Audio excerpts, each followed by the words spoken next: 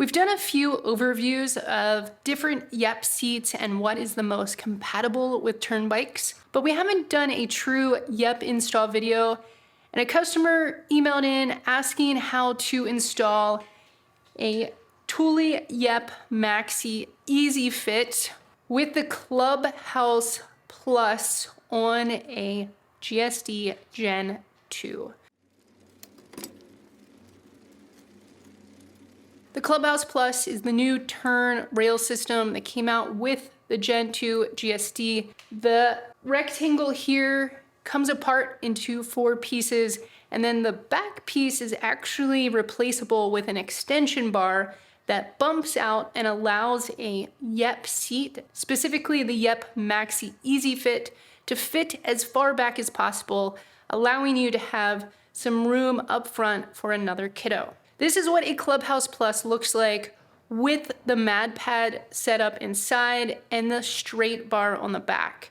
This is the setup I'm using for my 7 and 4-year-olds, but let me grab some tools, switch out that rear bar to the extension bar, and show you how to install a Yepp EasyFit in that rear EasyFit window.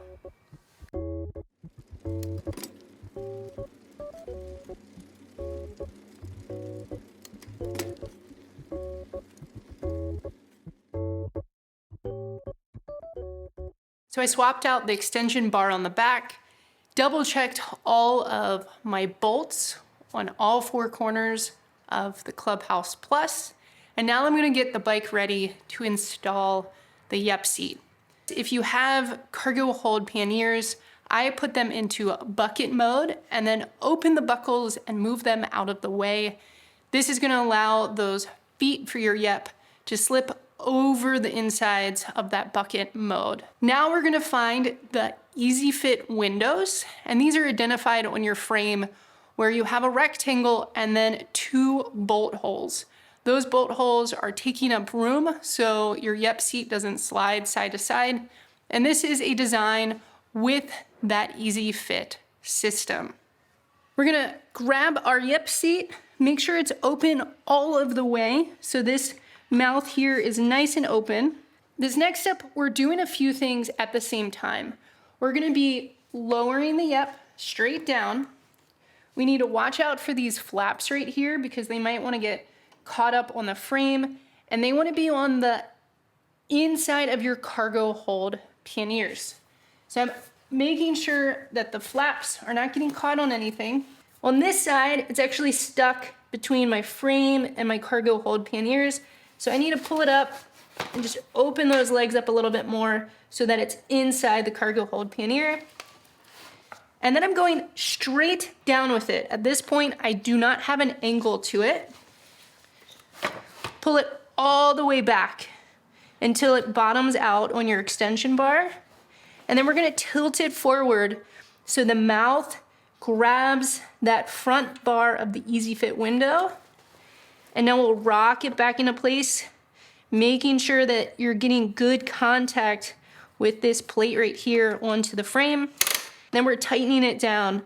So basically 2 mouths, one here inside and one on the outside that tightens down is what holds this in place. If done properly, your Yepp seat should be nice and secure front and back and side to side.